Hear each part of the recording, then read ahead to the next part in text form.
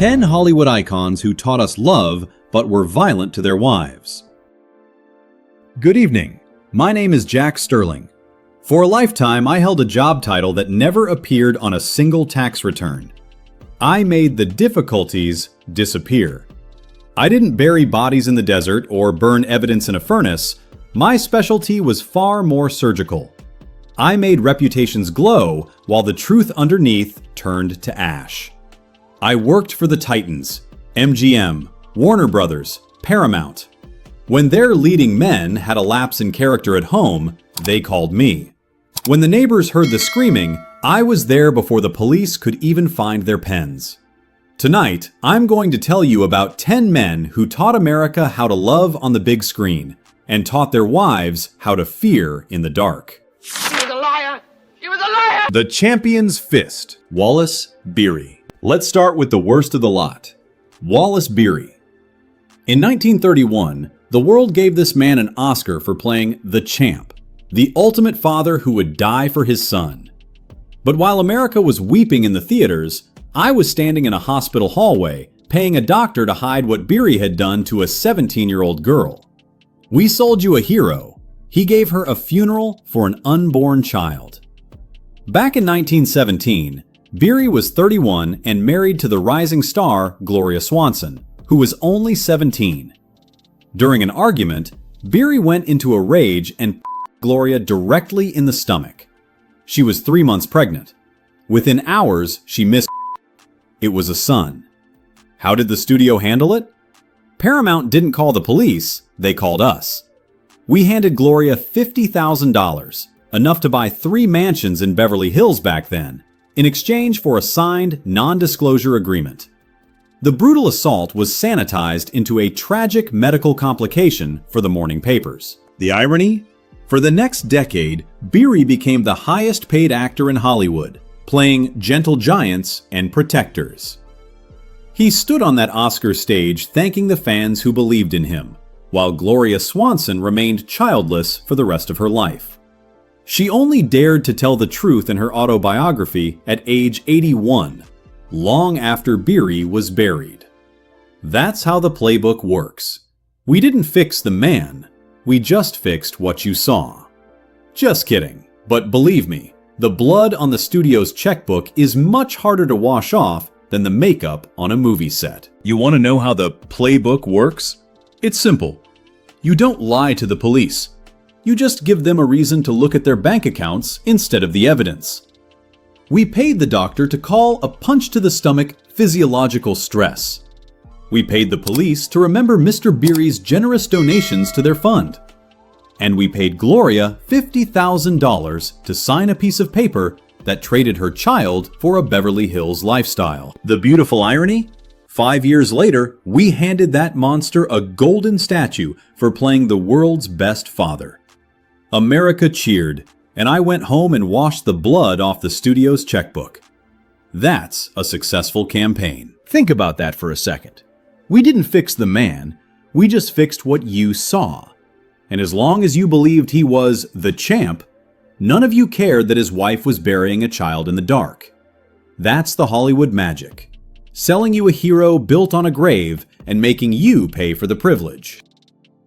Rex Harrison. Next, let's talk about a true gentleman, Rex Harrison. That cultured voice and perfect diction made him a star, eventually winning an Oscar for playing Professor Higgins in My Fair Lady. He spent that movie teaching a flower girl how to speak properly. Too bad he never learned how to call for help. In 1948, Harrison was having a messy affair with actress Carol Landis. On Independence Day, after Rex told her he'd never leave his wife, Carol took an overdose. Rex found her on the bathroom floor. She was still breathing. Now, pay attention, because this is where the gentleman becomes a fixer's client. Rex didn't call an ambulance. He didn't try CPR. Instead, he called his agent. Then he called the head of publicity at 20th Century Fox. For 45 minutes, while Carol lay dying on that cold floor, Rex and the studio handlers discussed how to save his career. Rex snuck out the back entrance at 3:45 p.m. Only then did the studio call the police, claiming a random friend found her. By the time the sirens arrived, Carol was gone.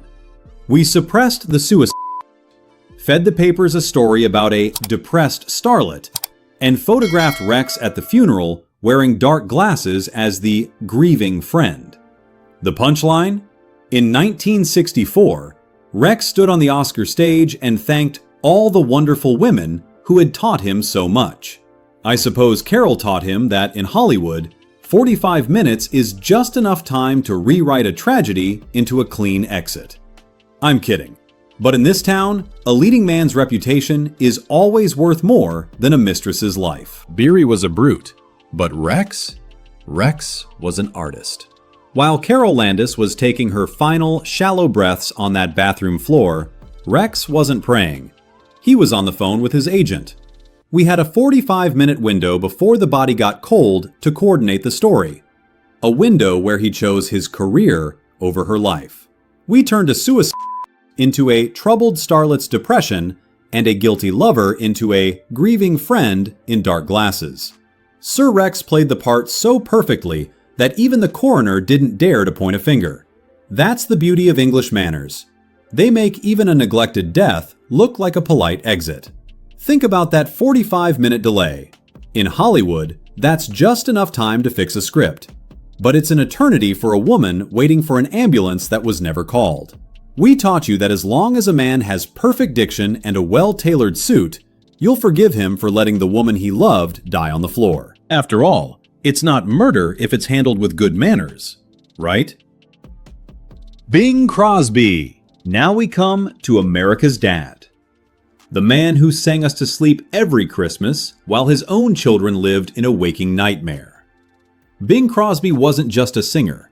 He was the definition of the American dream. He won an Oscar for playing a gentle priest in Going My Way and sold 50 million copies of White Christmas.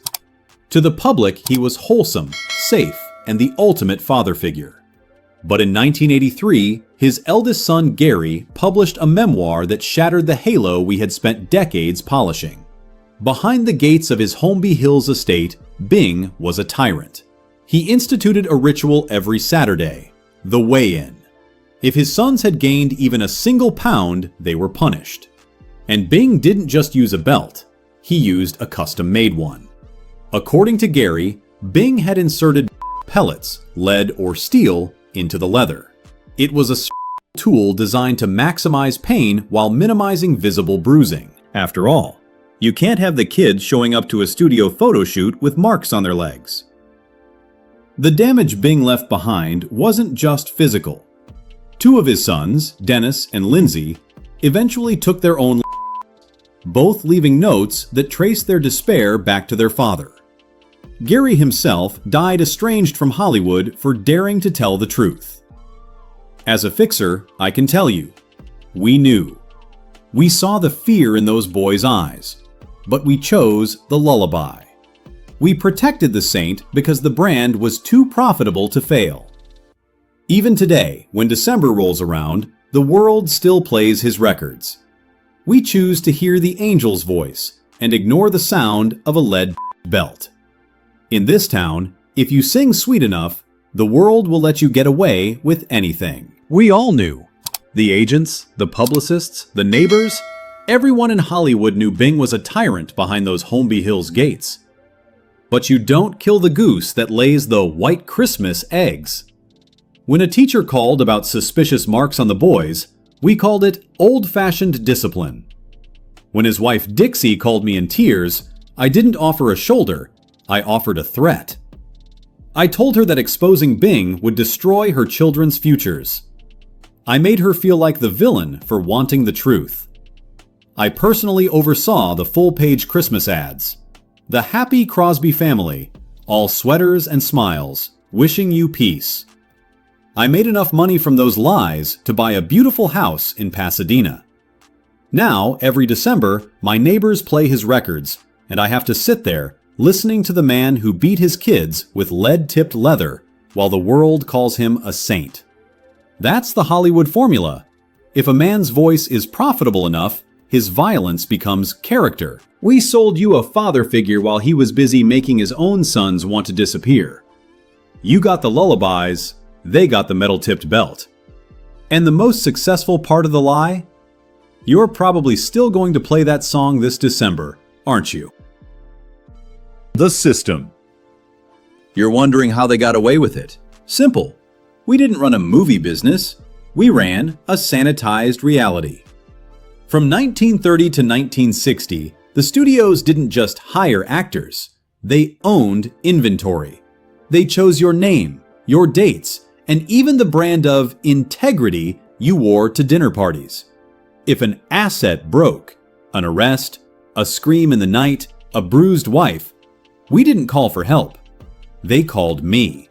We bought cops, silences, and doctors' signatures like we were buying props for a Western. We weren't protecting men. We were protecting the box office. If you found out your heroes were monsters, the dream would die, and the cash would stop flowing. So we lied. We lied so perfectly that the fiction became your history. Bing was a saint because we printed the halo. Rex was a gentleman because we tailored the suit. We gave you the icons you wanted, so you'd keep buying the tickets I needed.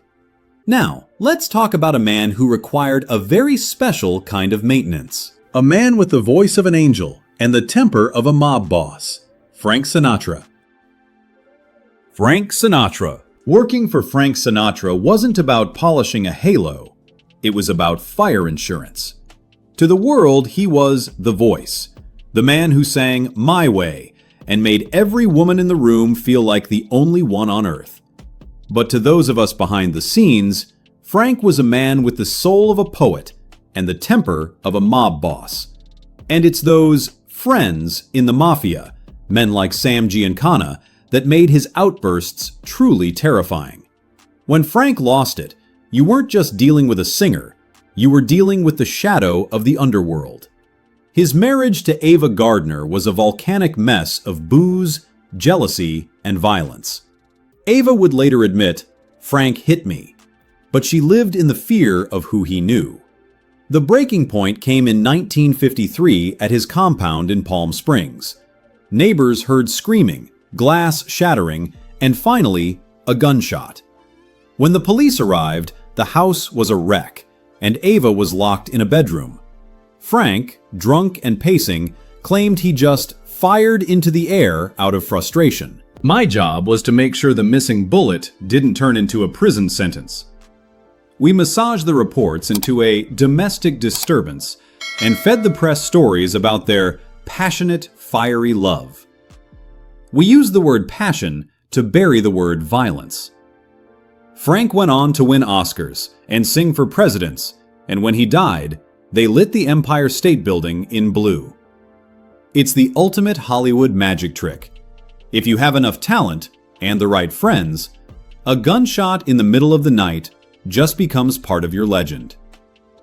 I suppose when you're the chairman of the board, you don't just sing My Way. You make the law look the other way too. Working for Frank wasn't about polishing a halo like we did for Bing. It was about fire insurance. When a gunshot echoed through Palm Springs in '53, we didn't call the law. We called the family. You don't read Frank his rights. You offer the police chief a front row seat at the Sands in Vegas. We fixed neighbors' fences and donated to their churches until they suddenly developed hearing problems regarding the screaming. We flooded the press with stories of his heart of gold to drown out the sound of breaking glass. And the mob? They were the silent partners in every room. The kind of insurance policy that ensured victims didn't just stay quiet, they stayed terrified. We sold you the voice, but we kept the muzzle for ourselves. That wasn't publicity management. It was survival in a tuxedo. Think about the irony.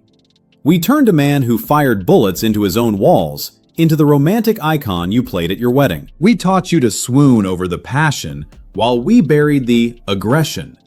In Frank's world, talent didn't just excuse the crime, it bought the immunity. As long as he hit the high notes on stage, you were more than happy to ignore the bruises he left backstage. After all, nobody wants to argue with a man who has friends in low places, right? Spencer Tracy. Spencer Tracy was known as the moral conscience of Hollywood, a man of integrity who played judges and priests. But off-screen, that integrity was drowned in whiskey. He remained legally married to his wife Louise for 44 years because of his Catholic beliefs, even though they lived apart for 34 of them. The truth was, Spencer was a violent alcoholic. He didn't just drink. He disappeared for weeks on binges and smashed furniture in fits of psychological terror. Then there was Katharine Hepburn. We sold you their 26-year affair as the greatest love story of the century. But for Kate, it was more like a 26-year prison sentence. She wasn't just his co-star, she was his full-time caretaker. She spent her life hiding his car keys and making excuses for his illnesses while living in fear of his next rage. Friends watched her age prematurely, developing tremors in her hands from the stress of walking on eggshells. When he died at Kate's house, we orchestrated the final performance. The legal wife sat in the front row at the funeral, and Kate sat in the back. The New York Times called him a model of dignity and restraint. I suppose if you can hide the broken glass and the bruises on a woman's spirit, the world will still call you a saint.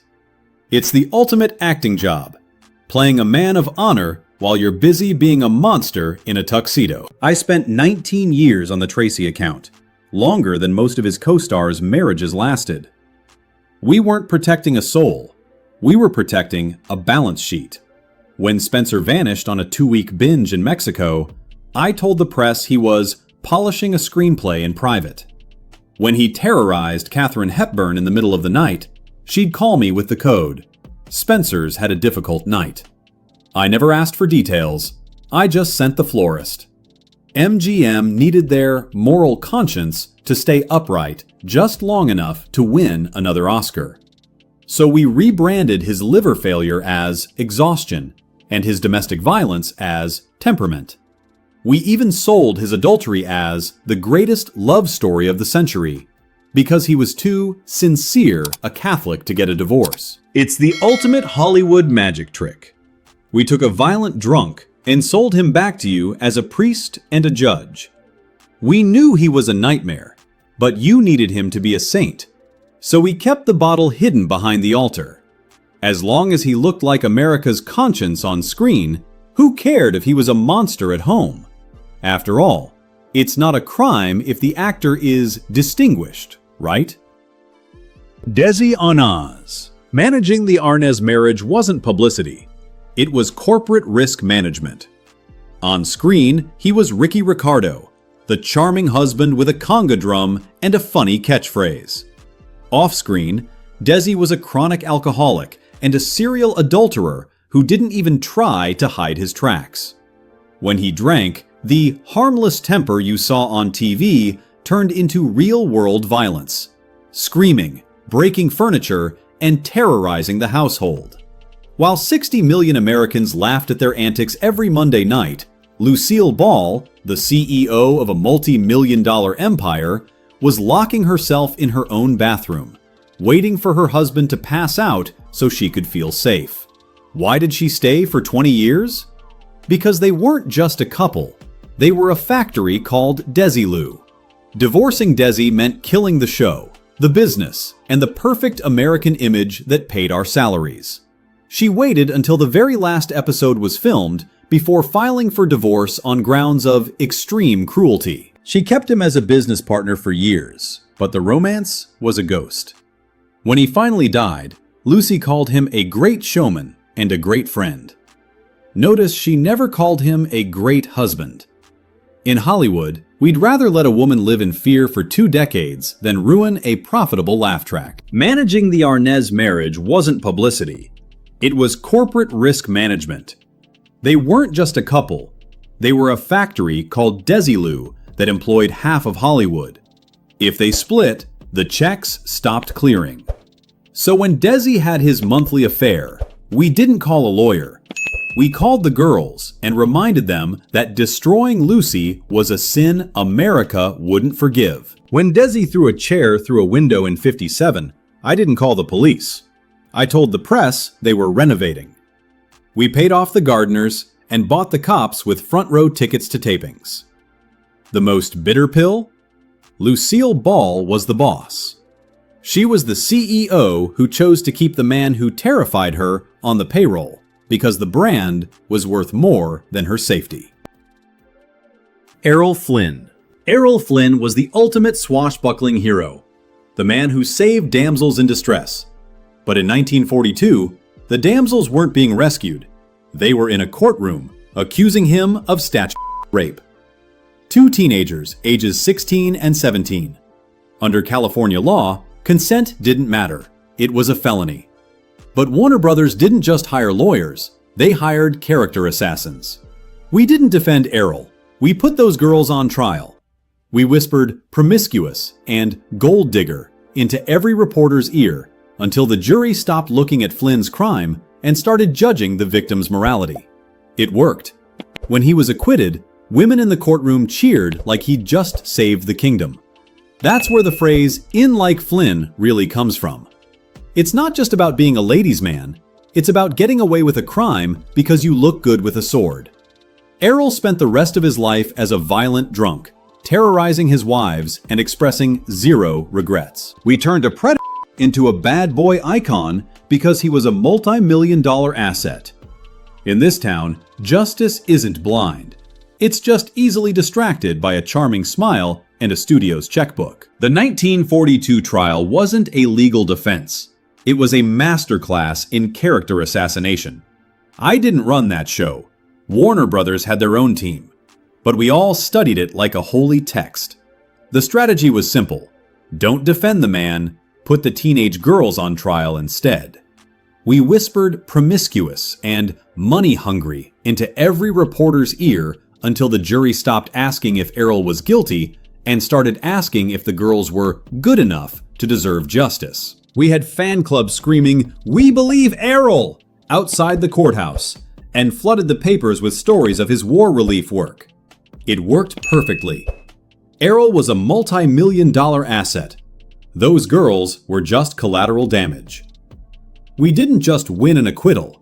We turned a predator into a hero and a crime into a punchline. Next time you use the phrase "in like Flynn" to describe getting away with something easily, remember where it came from.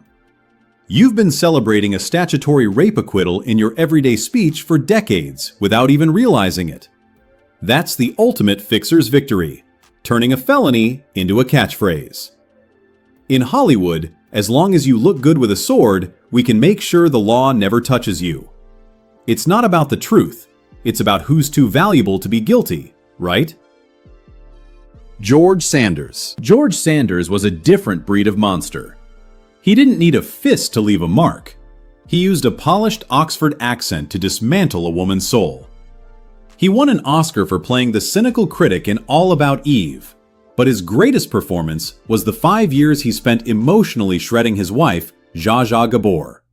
George didn't shout or throw chairs. He was a master of the 1,000 small cuts.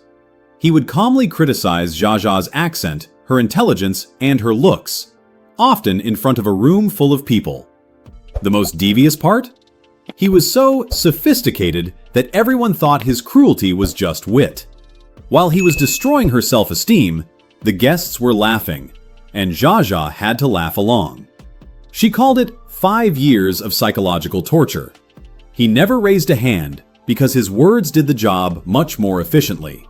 After a 32-day marriage to Zsa Zsa's sister, who also cited extreme cruelty, George for good in a Spanish hotel in 1972. He left a suicide saying he was bored with this sweet cesspool of a world. It was his final act of intellectual superiority. He spent his life making women feel microscopic, only to prove that he was too refined to live among the rest of us. In Hollywood, if your insults are grammatically correct, we don't call it abuse. We call it charm. But a cage is still a cage, even if it's built out of perfect diction. George Sanders was a different breed of monster. He didn't break bones. He dismantled spirits with surgical precision. For a fixer, he was a dream. No blood on the rug, no police reports to bury, just a wife's self-esteem shredded into confetti. He used that polished Oxford accent to turn 1,000 small cuts into what the world mistook for sophisticated wit. When he checked out in a Spanish hotel in '72, he claimed he was bored. Even his suicide was a final performance of intellectual superiority. He couldn't admit he was a hollow, broken man. He had to frame it as being too refined for this sweet cesspool of an existence. He spent his life making women feel microscopic, only to find out at the end that he was the smallest man in the room. John Barrymore. John Barrymore was royalty. Born into the most prestigious acting dynasty in America, he was the man they called the Great Profile.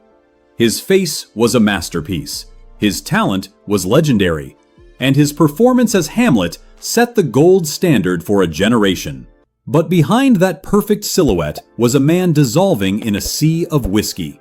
By the time he married his fourth wife, Elaine Barry, John was 54, and the rot had set in. Elaine was only 20.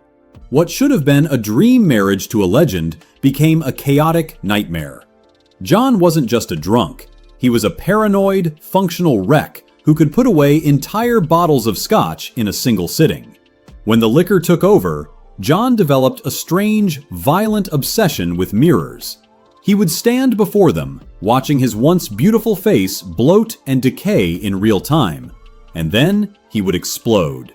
He'd smash every mirror in the house into jagged shards before turning that same rage on Elaine. She described nights spent fleeing their home in terror, hiding at friends' houses while the Great Profile roared at the walls. By the late 1930s, the industry had had enough. The man who once dominated Broadway couldn't remember a single line of dialogue. He showed up to sets so drunk he had to be propped up. We couldn't hide the decay anymore. The legend had become a cautionary tale. John Barrymore died in 1942, officially of organ failure. In reality, he'd been drinking himself to death for 40 years. We spent decades selling you the prestige of the Barrymore name, while Elaine was busy dodging flying glass and the ghost of a man who couldn't stand his own reflection. In Hollywood, we'll keep a great profile on a pedestal long after the man behind it has crumbled into dust. By the late 30s, John wasn't a star anymore. He was a controlled demolition. You can't hide a man passing out on a live radio broadcast. So we stopped lying about the bottle and started romanticizing the rot. We rebranded a violent drunk as a tortured genius and compared his benders to a Shakespearean tragedy. We sold the public a distinguished suffering so they wouldn't look too closely at the bruises he left on his young wife. John smashed every mirror in his house because he couldn't stand the sight of the ghost he'd become. But the studio? We kept the mirrors intact for you. We kept showing you the Great Profile long after the man behind it had dissolved into whiskey and rage. We preserved the illusion while the reality rotted behind locked doors. Think about the strategy here. We turned his addiction into a symptom of his greatness so you'd keep buying the myth. We gave you a legend to mourn while his wife was busy dodging shards of glass. In Hollywood, we'd rather let a man die in a room full of broken mirrors than let a great profile go to waste. After all, a legend doesn't have to be a good man. He just has to look good on a pedestal, right? James Mason. Finally, let's talk about a man who proves that you don't need a whiskey bottle or a clenched fist to be a monster. James Mason was the pinnacle of British sophistication, precise, controlled, and intensely talented. But inside his home, that controlled intensity was used as a weapon to suffocate his wife, Pamela Colino, for 23 years. James didn't leave bruises you could photograph. His abuse was surgical, financial, and psychological. He controlled every cent in the house. Pamela had to beg for money for basic necessities and present receipts like a suspect under interrogation. If he didn't like a purchase, he didn't yell. He simply withdrew into a freezing, calculated silence that could last for days, leaving her drowning in a sea of unexplained guilt. He ran their home like a high-security prison. He decided who she could see, where she could go, and even what she was allowed to say in public. Friends called their marriage warfare, but it was a one-sided siege. James was a master of the reasonable insult. He'd dismantle her confidence with cutting remarks about her looks or her mind, always delivered with the calm, cultured tone of a gentleman just making an observation. When they finally divorced in 1964, James's lawyers didn't just fight for his money. They tried to erase her entire existence, arguing she had contributed nothing to their 2 decades together. We kept the press focused on the expensive settlement and his distinguished career, making sure the word abuse never touched the headlines. Because in Hollywood, as long as you use a silver spoon instead of a fist, the world will call it particular rather than cruel. James Mason worked until the day he died, a respected icon, leaving behind a victim whose only scars were on the inside. James Mason was a different kind of nightmare because technically he was a perfect gentleman. No fists, no mistresses, no drunken scenes for me to clean up.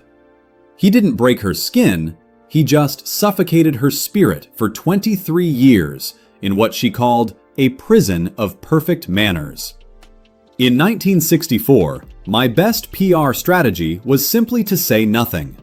We didn't deny her claims of psychological cruelty, we just let them hang in the air until they withered. Without a black eye or a broken bone to show a jury, the public simply looked the other way. We helped James play the reasonable man while his wife was living in a freezer of his making.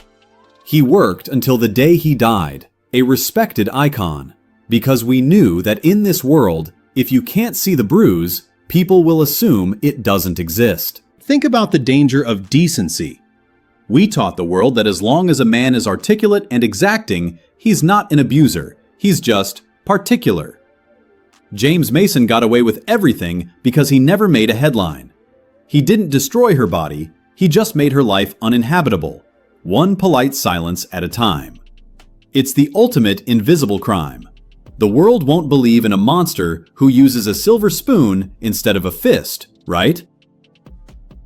The end. I've reached the final line of my own dark ledger. Don't bother looking for an obituary with my name on it. A man who spent his life erasing the footprints of others knows better than to leave his own.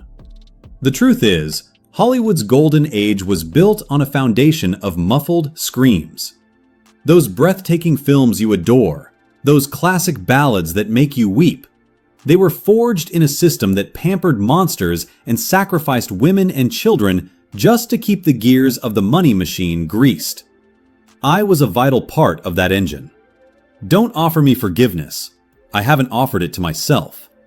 Every time you hear White Christmas this December, remember the rhythm of Bing's lead-tipped belt. Every time you watch Spencer Tracy's Integrity on screen, remember Hepburn's 26 years of terror. Those men weren't punished. They were gifted with Oscars and immortality. My name is Jack Sterling. I was the fixer. I protected the predators and crushed the ones who dared to speak. I did it for the money, I was damn good at it, and now I'm just an old ghost paying off his debt to the truth. If you want to keep digging through Hollywood's dirty laundry with me, make sure to subscribe to the channel. It's the only way to ensure the studio lawyers don't find me before I finish telling you everything. Just kidding. Though in this town, the truth is usually the most dangerous thing you can own. Good night, and I'm sorry for ruining the dream.